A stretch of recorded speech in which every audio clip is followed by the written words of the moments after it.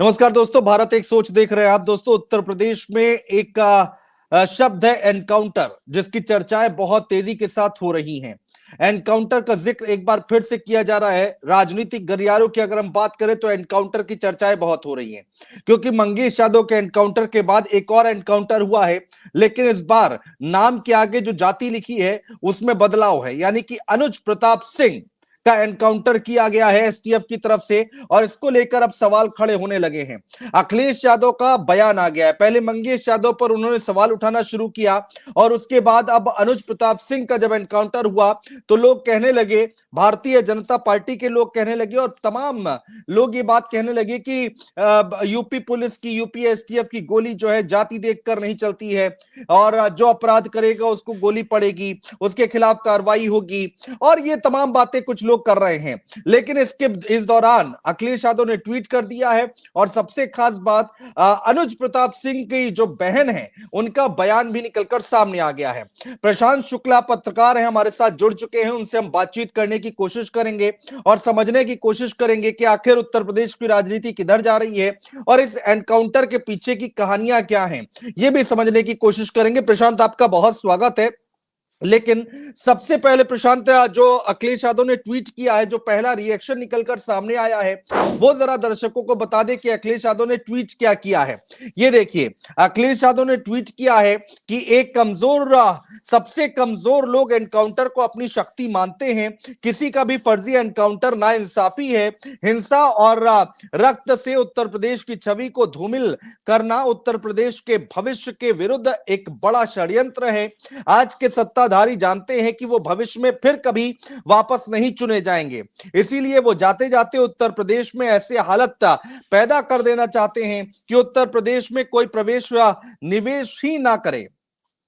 उत्तर प्रदेश की जागरूक जनता ने जिस तरह लोकसभा चुनाव में भाजपा को हराया है, भाजपाई उसी का बदला ले रहे हैं। जिनका दुख का कोई भविष्य नहीं होता, वही भविष्य बिगाड़ते हैं। जिनका खुद का कोई भविष्य नहीं होता है, वही भविष्य बिगाड़ते हैं। आखिर में लिखते हैं अखिलेश यादव निंदनीय। तो ये अखिलेश यादव का ट्वीट है, और जल्दी से अनुज प्रताप सिंह की बहन का जो बयान निकलकर सामने आया है वो सुन लेते हैं। उसके बाद प्रशांत से हम चर्चा को आगे बढ़ाएंगे। सुनिए क्या कुछ कहा है अनुज प्रताप सिंह की बहन ने। सर, हम यही कहना चाहते हैं कि पुलिस की वर्दी दी गई है तो उसका गलत फायदा न उठाएं। जिसके ऊपर 36 केस है उसका भी इनकाउंटर करवा देते, जिसके ऊपर एक केस है बेगुनाह है उनका भी इनकाउंटर करवा दिए हैं ये लोग। अगर इसमें 15 लोग शामिल हैं, 14 लोग शामिल हैं, तो सबका एनकाउंटर होना चाहिए। ये जो दिखाते हैं ना, ये कानून वास्तव में अंधा है, कोई इंसाफ नहीं मिल रहा है। हम लोगों के ऊपर क्या बीत रही है, हम लोगों की माँ भी नहीं है, पिता हैं हमारे बड़े भाई थे। अगर हमारे पिता कुछ हो गया तो हम लोग सारे कौन थे? हमारे भाई ही तो थे। उन लोगों ने उनका भी बेरहमी से एनकाउंटर कर दिया। हम यही चाहते हैं कि सबका एनकाउंटर हो, इंसाफ मिले। इस सरकार में हम अभी तक तो सरकार के खिलाफ कुछ नहीं बोल रहे थे, लेकिन वास्तव में जो हो रहा है बहुत गलत हो रहा है। ये नहीं होना चाहिए, चाहे फिर इसमें विपक्षी पार्टी हो या फिर कोई भी नेता हो, जो करवा रहा है बहुत गलत करवा रहा है। हम लोगों को इंसाफ मिलना चाहिए, ऐसा नहीं होना चाहिए था। जो किए हैं बहुत गलत किए हैं। भगवान तो उनको सजा देंगे ही, लेकिन उनको भी सजा मिलनी चाहिए कानून की तरफ से। अगर कोई गुनाह करता है तो उसकी सजा कोर्ट देता है, ना कि पुलिस ऐसे एनकाउंटर कर देगा। आपके भाई का क्या स्वभाव था, किस तरह से, कैसे आप लोगों के बीच में रहते थे वो? सर, हमारे भाई का स्वभाव एकदम सरल था, पढ़ने लिखने में भी अच्छे थे। हम लोगों के साथ एकदम फ्रेंड के जैसे बिहेवियर उनका था, और गए थे तो बात भी होती थी, और हम लोगों से बहुत ज़्यादा उनको लगाव स्नेह था, जैसे कि हर एक भाई बहन में होता है। और आज ये सुनने के बाद जैसे लग रहा है कि हम लोगों के जमीन पैर से एकदम खिसक गई है। जो कानून ने किया उनको ऐसा नहीं करना चाहिए। अगर वो मिल गए थे, झूठी दिखा रहे हैं कि फायरिंग हुई, मुठभेड़ हुआ। अगर कोई छिप रहा है डर की कि हमारा एनकाउंटर ना हो जाए, तो ये झूठा अफवाह क्यों फैला रहे हैं कि फायरिंग हुई, मुठभेड़ हुआ? कुछ नहीं हुआ। उसमें फिर पुलिस को भी मरना चाहिए था ना, पुलिस का एनकाउंटर क्यों नहीं हुआ? आखिरी बार कब आए थे आपके भाई? आखिरी बार 3 जून को आए थे, 4 जून को उनका टिकट था, वापस चले गए थे सूरत, वहीं रहते थे। तो क्या एक साजिश तहत आपके भाई की हत्या हुई, एसटीएफ ने कराया? और इसमें जो बिपिन सिंह है और जो विनय शुक्ला है, वो हमारे घर पे आए थे, 3-4 बार आए थे और हमारे भाई पढ़ाई करते थे। अभी तक हम ये सब बयान नहीं करना चाहते थे, लेकिन अब हम एकदम सच्चाई बता रहे हैं। वो लोग उनको लालच देके कि ऐसा गाड़ी होगा, बंगला होगा वगैरह वगैरह, जबकि भगवान का दिया सब कुछ हम लोगों के पास है, सब कुछ है, लेकिन फिर भी उन लोगों ने लालच दिया और लालच में ले जाकर उनको सूरत में एक केस में फंसा दिया। उसके बाद वो थे कि नहीं थे न ये हम लोगों को पता है, ये तो सिर्फ जिन लोगों ने करवाया उनको पता है, विपिन सिंह और विनय शुक्ला को, और या तो भगवान को पता है वो सच था कि झूठ था। अब तो एनकाउंटर कर ही दिए हैं, जीवित तो कर नहीं सकते हमारे भाई को। बस हम ये चाहते हैं कि जिन्होंने एनकाउंटर किया उनके ऊपर केस होना चाहिए कि अगर कोई गुनाह होता है तो उसकी सजा कोर्ट देगा, ना कि एसटीएफ वाले या फिर पुलिस वाले। बस हम यही चाहते हैं। तो सुना आपने, यहाँ पर सवाल उठाए जा रहे हैं अनुज प्रताप सिंह की बहन की तरफ से, अखिलेश यादव की तरफ से। प्रशांत, एक बार फिर से देखिए, उत्तर प्रदेश में एनकाउंटर का जिक्र तो हो ही रहा है, साथ ही साथ उसके आगे फर्जी भी लगा रहे हैं लोग कि फर्जी एनकाउंटर किए जा रहे हैं उत्तर प्रदेश में। अब इसको कैसे समझा जाए? जाहिर सी बात है राजनीति इस पर और भी तेज होती दिखाई देगी। अखिलेश यादव ने कह दिया है कि भाई कोई भी हो, किसी का भी एनकाउंटर होना ठीक नहीं है इस तरीके से। आपने बोला फर्जी एनकाउंटर और एनकाउंटर, ये बात पुलिस के तमाम सारे रिटायर्ड अधिकारी जो कई सारे एनकाउंटर की घटनाओं का हिस्सा रहे हैं, अब रिटायर हो चुके हैं, और अब वो खुल करके बोलते हैं और वो कहते हैं कि एनकाउंटर्स फर्जी होते हैं। एक और आपको बात ध्यान दिलाऊंगा, सुप्रीम कोर्ट ने एनकाउंटर्स के मामले में कहा था कि अगर इस मामले में कोई पुलिसकर्मी दोषी पाया जाएगा तो उससे अपराधी से भी ज्यादा सख्ती से बरता जाएगा। हैदराबाद का जो रेप कांड हुआ था उसमें आपको याद होगा कि किस तरीके से अपराधियों को पकड़ा पुलिस ने, फिर उसके बाद उनका एनकाउंटर किया, और फिर उसके बाद तमाम कोर्ट कचहरी थाने, और वो फिर आखिर में आज जाकर के वो एनकाउंटर फर्जी साबित हुआ। तो इसमें कोई दो राय नहीं है कि एनकाउंटर फर्जी नहीं होते हैं। अब आते हैं बात उत्तर प्रदेश की। उत्तर प्रदेश में देखिए एक चर्चा चल रही है बहुत जोरों से, ना सिर्फ सियासत में बल्कि जर्नलिज्म की फ्रेटर्निटी में भी इस बात को लेकर के चर्चा है कि क्या उत्तर प्रदेश की जो पुलिस है, क्या स्पेशल टास्क फोर्स जो है, जो अपराध को खत्म करने के लिए बनाई गई थी, क्या अब वो राजनीति का नैरेटिव सेट कर रही है क्या? इस तरीके के तमाम सारे सवाल उठ रहे हैं। वो चाहे मंगेश यादव का एनकाउंटर केस हो, चाहे फिर अनुज प्रताप सिंह का एनकाउंटर केस हो, या फिर विकास दुबे का एनकाउंटर हो। देखिए हम लोगों ने अभी हाल फिलहाल में भारतीय दंड संहिता की जगह भारतीय न्याय संहिता ले ली, और हमारे जो गृह मंत्री साहब थे उन्होंने संसद में कहा था कि जो संविधान है, जो कानून है, उसका मुख्य उद्देश्य यह होना चाहिए कि न्याय मिले, ना कि दंड मिले, और इसीलिए नाम तक बदल दिया गया, यानी कि भारतीय दंड संहिता की जगह भारतीय न्याय संहिता हो गई। लेकिन आप देखिए ना जमीन पर क्या हो रहा है उत्तर प्रदेश में। उत्तर प्रदेश में तो ऐसा लग रहा है कि अभी भी वही पुरानी दंड संहिता चल रही है। और ये बात मैं नहीं कह रहा हूं, आप सोशल मीडिया खोलेंगे, वहां जरा सा कुछ भी आप स्क्रॉल करेंगे तो आपको ऐसे सैकड़ों सवाल आपको मिलेंगे सामने। और सबसे बड़ी बात यह है कि उत्तर प्रदेश की राजनीति आप भी बड़े लंबे समय से कवर कर रहे हैं, समझ रहे हैं, ना सिर्फ राजनीति बल्कि अपराध की तमाम सारी घटनाओं पर बड़ी बारीक नजर रखे हैं। सवाल यह है कि पुलिस की जो थ्योरी है हमेशा रिपीट क्यों होती है, इस पर कई बार सवाल उठे हैं, और बहुत सारे तकनीकी पहलू होते हैं। मुझे लगता है कि जो पुलिस के जो रिटायर्ड अफसर होंगे, जो अधिकारी होंगे, या जो अभी भी होंगे पुलिस में, वो इन बातों को जरूर कहेंगे कि भाई जब आप गोली चलाते हैं, किसी पर आप वार करते हैं, तो आपका निशाना सिर्फ सीधा माथा नहीं होता, सिर नहीं होता, या छाती नहीं होती है, आप तो भाई नीचे से ऊपर जाते हैं ना। ये तो पुलिस ट्रेनिंग का हिस्सा है, पुलिस मैनुअल का हिस्सा है, तो आपको ये बात समझनी पड़ेगी। लेकिन ये जो एनकाउंटर्स हो रहे हैं इसमें तमाम तरीके के सवाल उठ रहे हैं। अखिलेश यादव ने जो बात कही, एकदम सही बात कही कि भाई राजनीति में इस तरीके की सरकार जाते जाते, अखिलेश यादव बेसिकली आप देखिए कि जब मंगेश यादव का एनकाउंटर हुआ तो किस तरीके से अखिलेश यादव ने तमाम सारे सवाल सिलसिलेवार तरीके से उठाए, और ना सिर्फ अखिलेश यादव ने कि वो मंगेश यादव था, बल्कि इस एनकाउंटर पर तमाम सारे ऐसे पत्रकारों ने, ऐसे सामाजिक कार्यकर्ताओं ने, वकीलों तक ने सवाल उठाए कि ये जो तरीका है एनकाउंटर का वो ठीक नहीं है, क्योंकि कम से कम सबके काम बटे हुए हैं, जो काम अदालत का है उसको अदालत को करने दिया जाए। और मुझे लगता है कि उत्तर प्रदेश में ऐसा पहली बार हो रहा है जब डकैती जैसी घटना में हाँ। इस तरीके के एनकाउंटर्स हो रहे हैं, रेप मर्डर, आप उनका बात बहुत दूर आप छोड़ दीजिए, इस तरीके की तमाम सारी घटनाएं होती रहती हैं। और आप जब समाजशास्त्र पढ़ते हैं तो उसमें एक बहुत बहुत अच्छी लाइन के, तमाम सारे आप समाजशास्त्रों की भी बात अगर करेंगे तो वो बहुत एकदम क्लियर कट लिखते हैं कि जो अपराध है वो किसी भी समाज का एक अभिन्न हिस्सा होता है, अभिन्न अंग होता है। इसलिए वेलफेयर गवर्नमेंट्स को, सरकारों को, उनका जो फोकस होना चाहिए अपराधी पर नहीं, अपराध पर होना चाहिए। लेकिन उत्तर प्रदेश में जो गंगा है वो उल्टी बह रही है। अब उसके क्या मायने हैं वो तमाम सारे सियासतदान, कुछ तमाम लोग सारे पॉलिटिकल प्रशांत एक्सपर्ट अपने हिसाब से उसको एनालाइज कुछ लोग करते ये हैं। चर्चा कर रहे हैं प्रशांत कि हाँ। सोशल मीडिया पर आप देखिए, ट्विटर देखिए, या फिर आप चौक चौराहों पर अगर आप निकलेंगे चाय पीने के लिए, तो कुछ लोग ये बातें कर रहे हैं, कुछ दबी जुबान में बोल रहे हैं, कुछ खुलकर बोल रहे हैं कि ये जो एनकाउंटर हुआ है मंगेश यादव के एनकाउंटर के बाद, ये एक बैलेंस करने की कोशिश की गई है क्या? अब लोग तो यहां तक कह रहे हैं कि भाई ये राजनीति का हिस्सा है और उसी डायरेक्शन में, जो डायरेक्शन मिल रहा है उस डायरेक्शन में काम हो रहा है।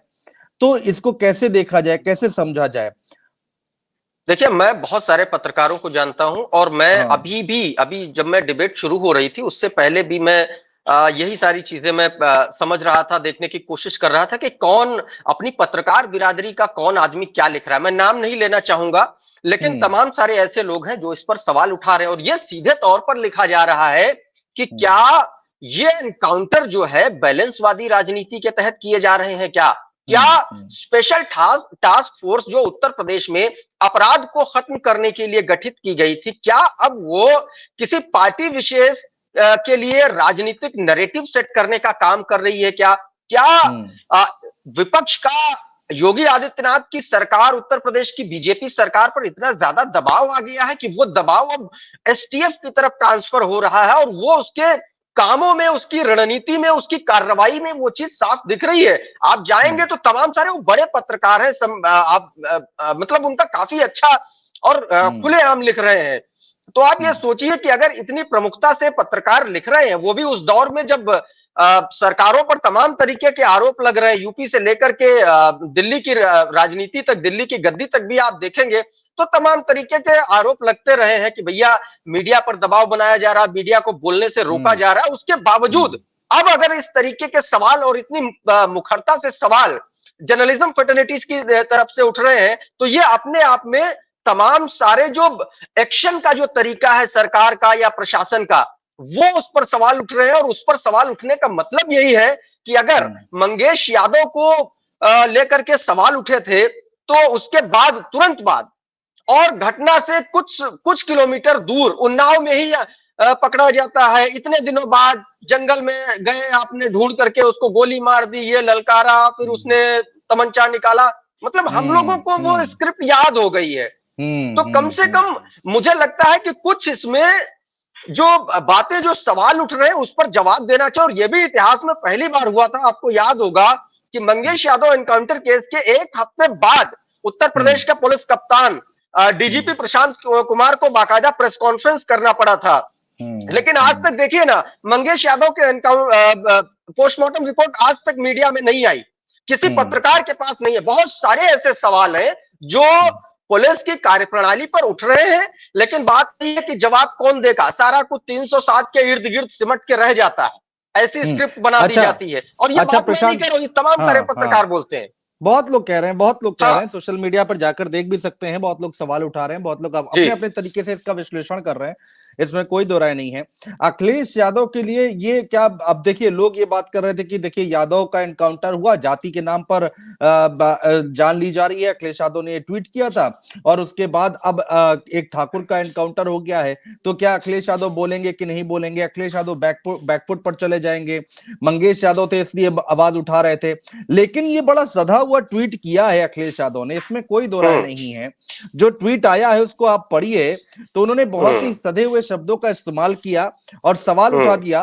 पहली लाइन अगर आप देखें, सबसे कमजोर लोग एनकाउंटर को अपनी शक्ति मानते हैं, किसी का भी फर्जी एनकाउंटर नाइंसाफी है, किसी का भी, यानी कि कोई भी क्यों ना हो, कोई भी जाति का क्यों ना हो, और फर्जी एनकाउंटर नाइंसाफी है। तो अब आगे की राजनीति, आगे की पॉलिटिक्स, क्या अखिलेश यादव ने जवाब दे दिया है उन लोगों को जो कह रहे थे कि अखिलेश यादव बैकफुट पर चले जाएंगे?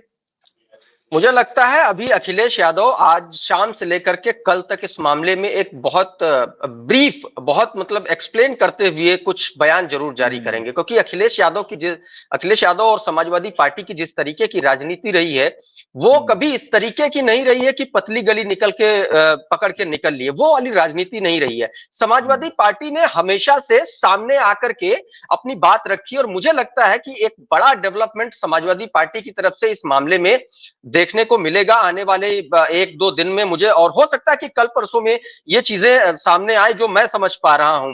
आपने जो लैंग्वेज, क्या मंगेश यादव के जो परिवार मिलने आया था अखिलेश यादव से, क्या ऐसा यहाँ पर भी देखने को मिल सकता है? क्या उस ओर इशारा कर रहे हैं आप? मैं बिल्कुल, आप सही कह रहे हैं, मैं उसी तरफ इशारा कर रहा हूं। और आपको उन्नाव से लेकर के लखनऊ तक कुछ ना कुछ ऐसा जरूर देखने को मिलेगा जो मैं समझ पा रहा हूं। और दूसरी बात, आप अखिलेश यादव के ट्वीट की लैंग्वेज समझिए। मेरे सामने अखिलेश यादव का ट्वीट है और मैं पढ़ पा रहा हूं। उन्होंने सीधे तौर पर जिस सधे हुए अंदाज में बोला और उनकी बात कहां तक जा रही है ये भी आप समझिए। सीधे तौर पर कह रहे हैं कि जाते जाते ये उत्तर प्रदेश को ऐसा बना देना चाहते हैं ताकि इसमें कोई निवेश ना करे। और आपको याद होगा कि उत्तर प्रदेश में अभी तक जितनी भी बार इन्वेस्टर समिट हुआ है उसका पूरा डेटा और उस पर प्रमुखता से अखिलेश यादव जो है अपनी बात रखते आए हैं। और इसीलिए वो कह रहे हैं कि जिनका खुद का कोई भविष्य नहीं होता वही भविष्य बिगाड़ते हैं। अखिलेश यादव सीधे तौर पर कह रहे हैं कि भारतीय जनता पार्टी की कम से कम उत्तर प्रदेश में 2027 में बहुत ज्यादा कुछ वो कर सकने की स्थिति में नहीं है। और जो जिस तरीके से मुद्दे बना रही है समाजवादी पार्टी, आने वाले वक्त में भारतीय जनता पार्टी के लिए ये बात बहुत ज्यादा दिक्कत पैदा करने वाली है। मैं बता रहा हूं आपको, क्योंकि इस पर ना सिर्फ समाजवादी पार्टी बल्कि तमाम जो इंडिपेंडेंट जो लोग हैं, जो सोशल एक्टिविस्ट हैं, जो आरटीआई एक्टिविस्ट हैं, एक तो अंदर की खबर तो ये है कि आरटीआई के जरिए जवाब मांगे जा रहे हैं तमाम सारे कास्ट बेस्ड नियुक्तियों को लेकर के, वो सरकार जवाब दे नहीं रही है। इस तरीके की खबरें सामने आ रही हैं। तो आने वाले आपको कुछ महीनों में उत्तर प्रदेश की जो राजनीति है वो योगी आदित्यनाथ सरकार के लिए बहुत ज्यादा आसान इसलिए भी नहीं होने वाली है क्योंकि एक एक करके आपको फिर उसको पीडीए से जोड़ने की कोशिश की जाएगी। और जैसे जैसे जाति का उभार होगा वैसे वैसे आप देखेंगे कि भारतीय जनता पार्टी का कहीं ना कहीं एक कमजोर जो उनका हिस्सा है उनकी राजनीति का, वो भी सामने आएगा।